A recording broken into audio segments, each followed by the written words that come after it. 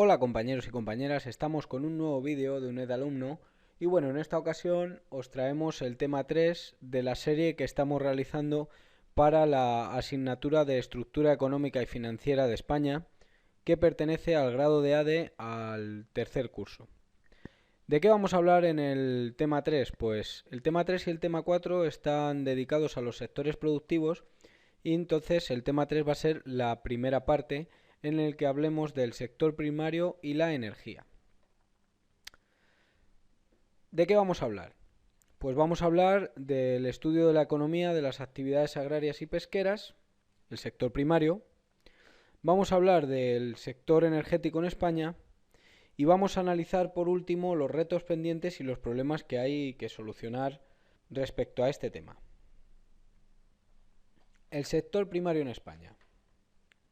Bueno, en el sector primario en España tenemos que hablar de la evolución del sector primario y de la especialización y la eficiencia productiva del sector agrario. La evolución del sector primario. ¿Qué tres ideas vamos a tratar? El paso de una economía basada en el sector primario al sector servicios. ¿Esto cómo se ha dado? Bueno, pues se ha pasado de una economía basada o eminentemente agrícola en los años 50 a una economía basada en gran parte en el sector servicios o el sector terciario en el momento actual. Por supuesto que se ha pasado por un momento en el que se utilizaba o se basaba más la economía en el sector secundario durante la época de los 60-70, donde hubo un gran proceso de industrialización en España. Este paso de una economía basada en el sector primario al sector servicios se llama desagrarización y es muy normal entre los países desarrollados que se dé este proceso. Otro punto a tratar sería el aumento de la productividad que ha sufrido el sector primario y podemos hablar en dos fases. La primera, tratando desde los años 50 hasta el 2003, en la que fue un gran avance en cuanto a la productividad, y a partir de 2003 ese avance de productividad no ha tenido tanto que ver con el avance tecnológico, sino con la caída del empleo sufrida.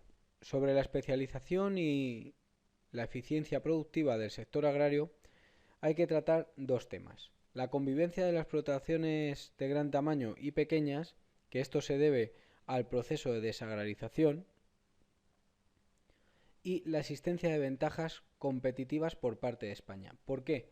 Pues porque España es un país situado geográficamente de una manera privilegiada con respecto al resto de países de la Unión Europea. Y aunque productivamente no ha llegado a niveles como Francia y Alemania, sí es cierto que se ha aumentado la productividad y además que la balanza en este sector presenta un continuo superávit con un 100% de tasa de cobertura. Pasemos ahora a hablar del sector energético en España.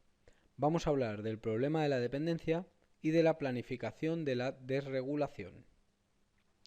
El problema de la dependencia. Bueno, desde el año 75 hasta el 2005 se ha observado un aumento del consumo de energía. A partir de 2005 hasta el 2008-2009, ese consumo energético se estabilizó y a partir del 2009 cayó de una manera bastante brusca, con la única explicación del cierre de industrias por la gran recesión y crisis en la que estos últimos años ha estado azotando a la Unión Europea y en gran medida a España. Podemos hablar también de la evolución de las diferentes energías. Por ejemplo, el carbón ha perdido toda la importancia que tenía. El petróleo hubo una reducción drástica en el 75 y en el 85 debido a las dos crisis energéticas, las dos crisis del petróleo, del 73 y del 79, y ha ido reduciendo su consumo paulatinamente. Por otra parte, el gas natural ha ido escalando posiciones hasta colocarse en el segundo puesto del consumo de estas energías. Por otra parte, podemos hablar de que en los últimos años en España se ha intentado o pronunciado el consumo de energías limpias o renovables. La conclusión, ¿cuál es? Desgraciadamente para España tiene una alta dependencia, las 3/4 de la energía consumida son importadas, lo que le hace tener un carácter muy vulnerable respecto a otros países de la Unión Europea, ya que prácticamente la totalidad de la energía consumida es importada y apenas genera ni siquiera para el consumo propio del país. ¿Qué podemos hablar de la planificación de la desregulación? Bueno, hubo dos fases. Lo primero, hay que decir que la energía en España en los primeros años, el sector energético era eminentemente público y debido a la crisis de este sector se elaboraron unos planes energéticos nacionales que demostraron ser un fracaso porque apenas hubo una evolución en este sector, además de un gran estancamiento. Los últimos años ha habido una tendencia paulatina a la liberalización de mercados energéticos. Para finalizar el tema, podemos hablar de los retos pendientes y los problemas existentes en España. ¿Cuáles son los retos pendientes? Pues bueno, hay que tratar de tener un mantenimiento del suministro seguro. Los mercados energéticos deben ser más competitivos y los requerimientos medioambientales europeos deben ser cumplidos.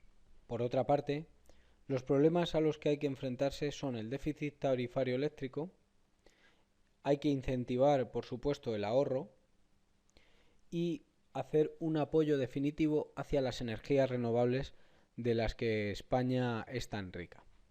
Bueno, pues hasta aquí es el resumen del tema 3 de la asignatura Estructura Económica y Financiera de España.